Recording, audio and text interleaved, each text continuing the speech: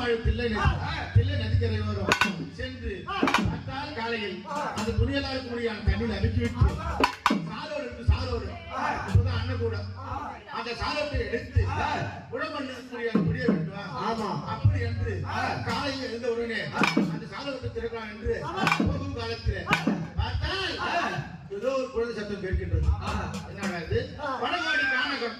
இந்த வடகோடி கானகத்தில் சிங்கம், சிறுத்தை, வேங்கை, புலி, கரடி இதெல்லாம் இருக்கும் என்று மனதில் எண்ணிக்கொண்டு கிட்ட போகவில்லை.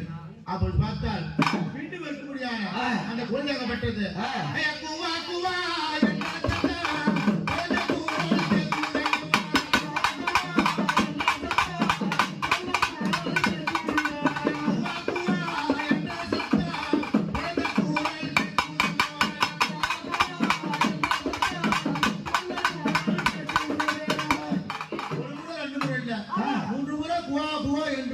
கேட்கின்றது.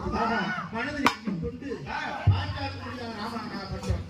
என்னடா இது பேயா இருக்குமோ விசேஷம் இருக்கும் என காலையில வந்திருக்கான். இருந்தாலும் தாயா இருக்கக்கூடிய எங்க பாபு யாரு இருக்கின்றது எங்கம்மா நம்பிதான் வந்திருக்கிறேன். அதனால வேண்டிய கைவிடாத அப்படி என்று சாலோட்டு திறந்து பார்த்து வளர்த்தில சாலோட்டு திறந்து பார்க்கும்போது ஜோதியாய் சுடராய் ஆதியா ஒரு குழந்தையாகப்பட்டு இருக்க முகத்தோடு அப்போது பார்த்தான் ராமன் கேட்ட அந்த குழந்தையை பார்த்து இருக்க முடியாது. நம்ம 7 பேர் இருக்க முடியாது. அண்ணத்தை 7 பேருக்கு பிள்ளை என்பது கிடையாது. அதனால வேண்டிய கணவருக்கு முடியாது கங்காயம்மா பிள்ளை வர கொடுத்துருக்காங்க. அப்படி பார்த்த உடனே மணிவா இருக்க முடியாது. ராமாய் ஓட்ட ஓடி வந்து என்னங்க காரணம் காலையில வந்தீங்க குடித்து அப்படி இருக்கின்றது காரணம் கேட்கின்றது. ஓடி வாயா கிட்ட வாயா பிள்ளையோடு இருக்க முடியாது. அம்பையாத்துக்கு அரையோரம் குழந்தையோடு இருக்கின்றது. பார்த்தாலும் சிரித்த முகத்தோடு அழகாக இருக்க முடியாது. இந்த கங்கையாத்து பயமா இருக்குமா அப்படி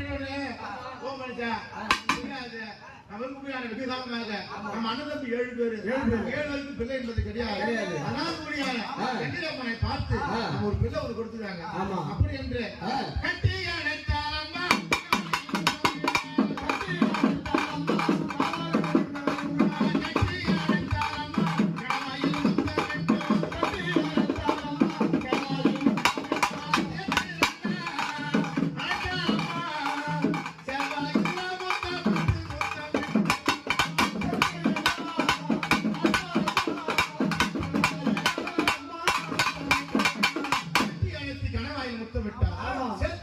செவ்வாய் முத்தமிட்டார்.